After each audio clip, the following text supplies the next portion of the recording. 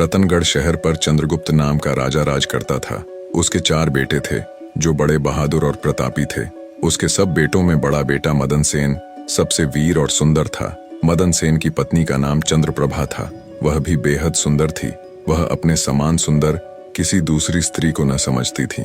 चंद्रप्रभा हर काम में होशियार थी। गाना भी उसे खूब आता था। एक दिन की बात है कि मदन सेन के पिता अर्थात राजा ने उसे उसकी किसी खता पर नाराज होकर देश निकाला दे दिया। राजा का हुक्म सुनकर जब चिंतित मदन सेन महल में आया तो मदन सेन को उदास देखकर उसकी पत्नी ने पूछा, आज आप उदास क्यों हैं? मदन सेन बोला, अब तुमसे क्या कहूँ, आज पिताजी ने मुझे 12 वर्ष के लिए देश निकाला दे दिया है, इसीलिए मैं तुमसे विदाई मांगने आया हूँ। यह सुनते ही चंद्रप्रभा गश खाकर गिरी और बेहोश हो गई। उसकी ये हालत देखकर मदन सेन के रहे सहे होशो हवास भी जाते रहे। वह सोचने लगा, मैंने बहुत बुरा किया जो अपनी पत्नी को सब कुछ बता दिया। मदन सेन ने जब चंद्रप्रभा पर गुलाब जल छिड़का तो उसे होश आया। होश में आकर चंद्रप्रभा ने मदन सेन से कहा, हे प्यारे, आप मुझ दासी को छोड़कर परदेश चले जाएंगे तो मैं आपके बिन कैसे जी पाऊंगी? मैं भी आपके साथ ही चलूंगी। तब मदन सेन ने कहा, तुम मेरे साथ कैसे चल सकती हो, क्योंकि परदेश में अनेक प्रकार के संकट भोगने पड़ते हैं और तुम नर्म व नाजुक गलीचों पर चलने वाली, महलों में रहने वाली उन दुखों को कैसे बर्दाश्त कर पाओगी? चंद्रप्रभा ने कहा, हे प्राणनाथ, महल के सुख आपके बगैर जंगल के दुखों से भी अधिक भयानक प्रतीत होंगे। इससे अच्छा तो यही है कि मैं भी आपके साथ ही चलूं। मदन सेन ने सोचा कि चंद्रप्रभा मेरे बगैर नहीं रह सकती, इसलिए मुझे यह शोभा नहीं देता कि इसको तड़पता छोड़कर चला जाऊं। बेहतर यह है कि इसे भी साथ ले चलूं। इस विचार के मन में आते ही मदन सेन ने अपनी पत्नी से कहा, अच्छा, तुम उदास मत हो, मैं तुम्हें अपने साथ ही ले चलूंगा। मदन सेन की बात सुनकर चंद्रप्रभा बड़ी प्रसन्न हुई और अपने पति के साथ जाने की तैयारियों में जुट गई। अगली सुबह चंद्रप्रभा और मदन सेन शहर से निकलकर एक जंगल में पहुंच गए। जब चलते चलते थक गए तो एक उचित जगह देखकर वे एक बरगद के वृक्ष के नीचे विश्राम करने लगे। वे बहुत अधिक थके हुए थे, अतः ठंडी हवा के झोंकों ने उन्हें नींद की वादी में पहुंचा दिया। मगर कुछ देर बाद ही एक सांप ने रानी को डस लिया। सांप के डसते ही रानी तड़पने लगी। मदन सेन की आंख खुली तो रानी को तड़पते देखा। सांप को जाते देखकर मदन सेन बेचैन हो गया। कुछ देर बाद रानी विष के प्रभाव से मर गई। मृत रानी को देखकर मदन सेन ऊंचे स्वर में विलाप करने लगा। उसका रोना धोना सुनकर जंगल के जीव जंतु गुर्राने लगे। मैं जीकर क्या करूंगा, इसी जंगल में प्राण त्याग दूंगा। ये मन में विचार कर वह रानी की लाश के पास से उठा और जंगल से लकड़ियां बीनकर इकट्ठी करने लगा। वह लकड़ियां इकट्ठी करता जाता और रो रो कर कहता जाता था, रानी की चिता में मैं भी जल जाऊंगा। संयोगवश शिव पार्वती जी पृथ्वीलोक का भ्रमण करते हुए उसी जंगल में आ पहुंचे। पार्वती ने जब मदन सेन के रोने की आवाज सुनी तो उन्हें बड़ी दया आई। उन्होंने शिव से कहा, हे प्रभु, कोई मानव हृदय विदारक स्वर में रो रहा है। उसके रोने से मेरा हृदय कांप रहा है। आप मुझ पर दया करके उसका दुख दूर कीजिए। पार्वती की बात सुनकर शिव ने कहा, हे प्रिय, मैं तुमको इसीलिए तो अपने साथ नहीं ला रहा था, क्योंकि संसार में हर प्रकार के दुखी मनुष्य हैं।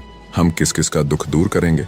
तब पार्वती ने कहा, हे स्वामी, कुछ भी हो, इसका दुख तो आपको अवश्य ही दूर करना पड़ेगा। पार्वती की बात सुनकर भगवान शिव माता पार्वती को अपने साथ लेकर वहां आए जहां मदन सेन करुण विलाप कर रहा था। शिव ने मदन सेन से पूछा, तू क्यों रोता है? तुझको क्या दुख है? मदन सेन ने कहा, मैं आपको अपने दुख का हाल कैसे सुनाऊं? मुझे इतना दुख है कि यदि धरती फट जाए तो मैं उसमें समा जाऊं। मदन सेन की बात सुनकर भगवान शिव को दया आ गई और उन्होंने उससे कहा, तू हमसे बता कि तुझे क्या दुख है? तब मदन सेन ने कहा, महाराज, मैं रतनगढ़ के राजा चंद्रगुप्त का बेटा हूँ। मेरे पिता ने मुझको देश निकाला दे दिया, इसलिए मैं और मेरी पत्नी इस जंगल में आ गए। यहाँ आकर मेरी पत्नी सर्प के डसने से मर गई। अब उसका विरह मुझसे सहन नहीं हो रहा है, इसलिए मैं लकड़ियां एकत्र कर रहा हूँ ताकि अपनी प्यारी पत्नी के साथ ही जल मरूं। मदन सेन की ऐसी दुख भरी बात सुनकर शिव बोले, ऐ राजकुमार, संसार में आवागमन लगा ही रहता है। एक न एक दिन सबको शरीर छोड़कर जाना होता है। न कोई किसी के साथ आया है और न कोई किसी के साथ जाएगा। यदि तू जीवित रहेगा तो तुझे अनेक रानियां मिल जाएंगी, इसलिए तू मेरा कहा मान और देह त्यागने का विचार छोड़ दे। शिव के इन वचनों को सुनकर मदन सेन बोला, महाराज, आपने जो कुछ कहा वह सत्य है, किंतु ऐसी पतिव्रता पत्नी तो मुझे किसी भी जन्म में नहीं मिलेगी और न इसका वियोग मुझसे सहन होगा, इसलिए मैं इसके साथ ही मरूंगा।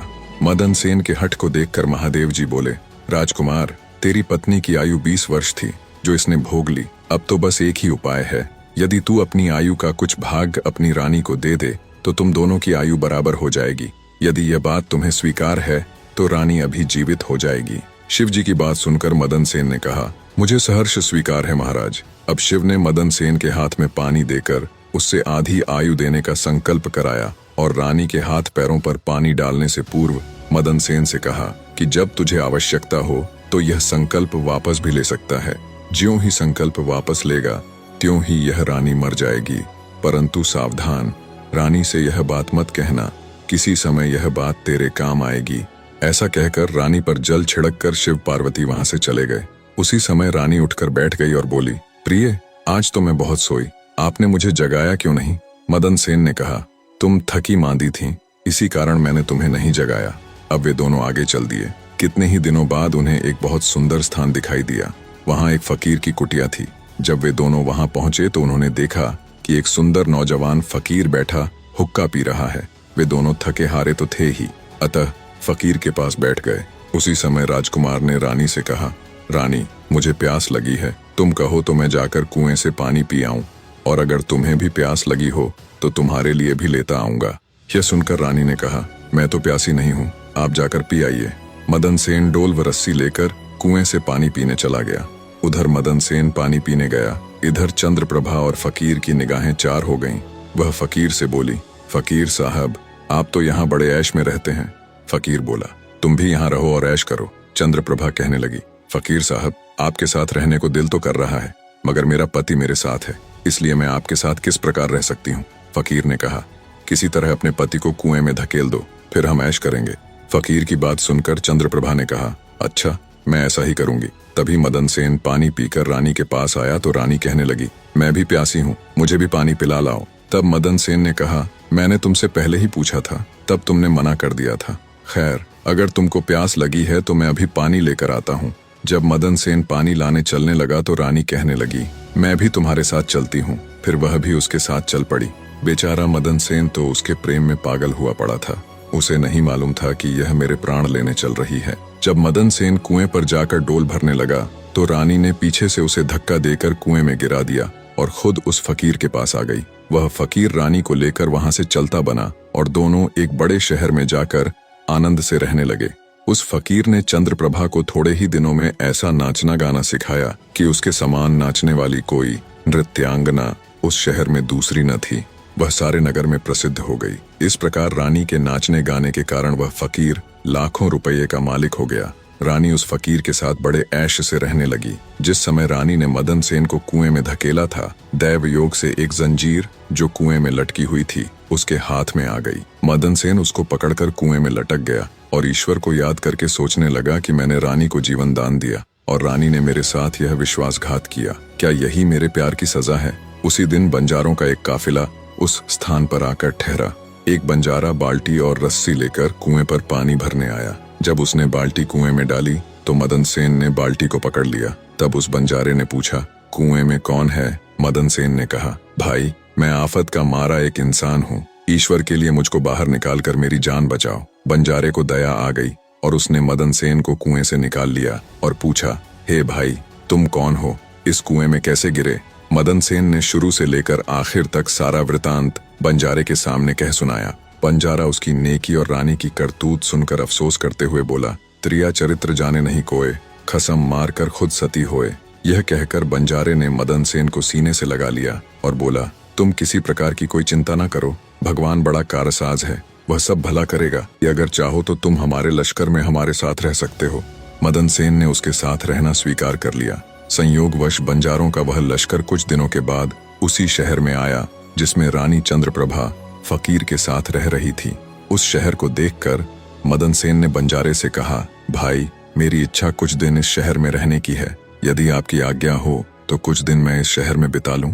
मदन सेन की बात सुनकर बंजारा बोला, तुम्हारी जैसी मर्जी हो, मुझे कोई आपत्ति नहीं है। मदन सेन बंजारे से विदा लेकर शहर में किसी काम की तलाश में घूमने लगा। कुछ दिनों बाद उसकी मेहनत रंग लाई और उसे एक बड़े व्यापारी के यहाँ नौकरी मिल गई। वह व्यापारी के यहाँ रहने लगा और बड़ी लगन और परिश्रम से अपने कर्तव्य का निर्वाह करने लगा। मदन सेन की कर्तव्य निष्ठा और परिश्रम को देखकर उसे अपने यहाँ मुनीम बना लिया। अब मदन सेन के दिन चैन से गुजरने लगे।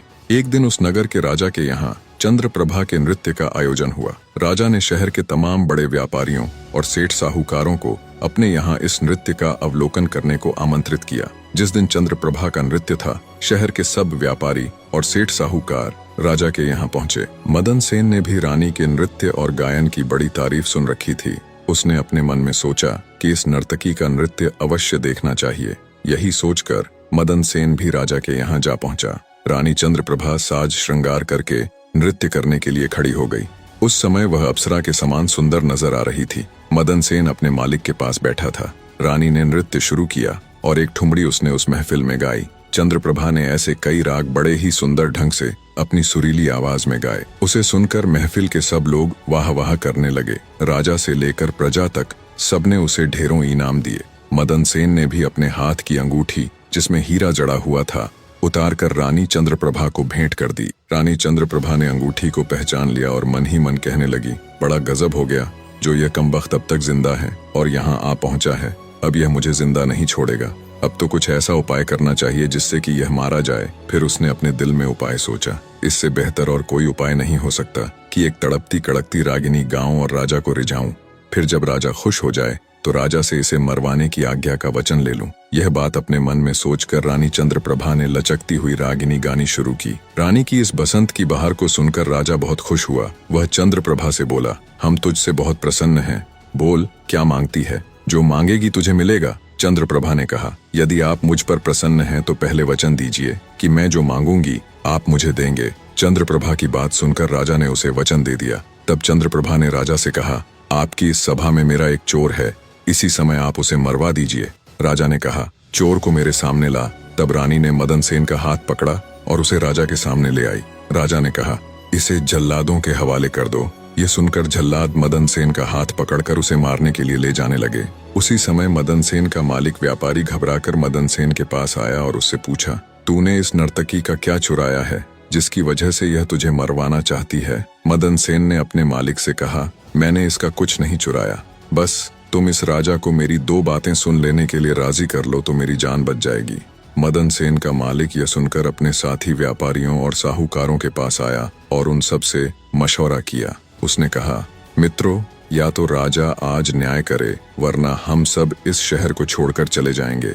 यह सलाह मशवरा करके सारे व्यापारी राजा के पास आए और कहने लगे, राजा साहब, हमारा मुनीम निर्दोष ही मारा जा रहा है। वो कहता है कि राजा ने मुझे मारने की जो आज्ञा दी है सो मुझे भी राजा की आज्ञा से मरना स्वीकार है, लेकिन मेरी दो बातें सुन ली जाएं। राजा ने व्यापारियों की बात सुनकर कहा, ठीक है, मुनीम को लेकर आओ। मदन सेन को लाया गया। राजा बोला, तुम जो कुछ भी कहना चाहते हो वह मेरे सामने कहो। मदन सेन ने कहा, मैंने क्या दोष किया है जिसके कारण आपने मुझे मृत्युदंड दिया है। राजा ने कहा, तू इस नर्तकी का चोर है। ये सुनकर मदन सेन ने कहा, मैं इस नर्तकी का चोर नहीं हूँ, मैं तो इसका पति हूँ।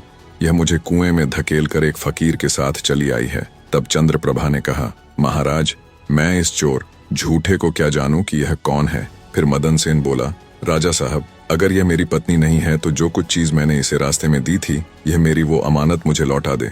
तब रानी ने कहा, मुझे स्वीकार है।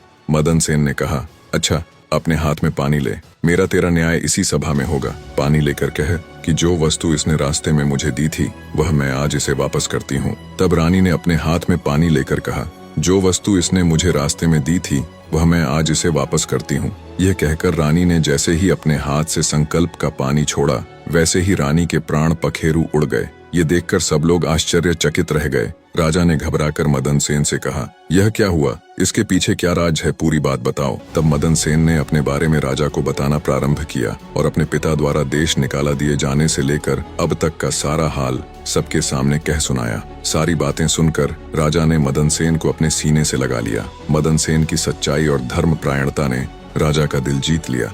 उसने खुश हो अपनी इकलौती पुत्री का विवाह मदन सेन के साथ कर दिया और उस फकीर को फांसी लगाने का हुक्म दिया। निष्कर्ष, इस प्रेरणादायक कहानी से हम मदन सेन और रानी चंद्रप्रभा की जीवन यात्रा के माध्यम से सत्य, धर्म और कर्म की महिमा को समझेंगे। मदन सेन, जो एक धर्मपरायण व्यक्ति है, अपनी सच्चाई और ईमानदारी के बल पर जीवन की चुनौतियों का सामना करता है। दूसरी ओर चंद्रप्रभा अपने झूठ और धोखाधड़ी के कारण अपनी विनाशकारी नियति को प्राप्त करती है। यह कथा हमें यह सिखाती है कि झूठ और अधर्म से कभी स्थायी सफलता नहीं मिलती। सत्य की राह पर चलने वाले को भले ही कठिनाइयां आएं, परंतु अंततः सत्य और धर्म की विजय होती है। यह कहानी आत्मविश्वास, सच्चाई और कर्म की महत्ता को दर्शाती है।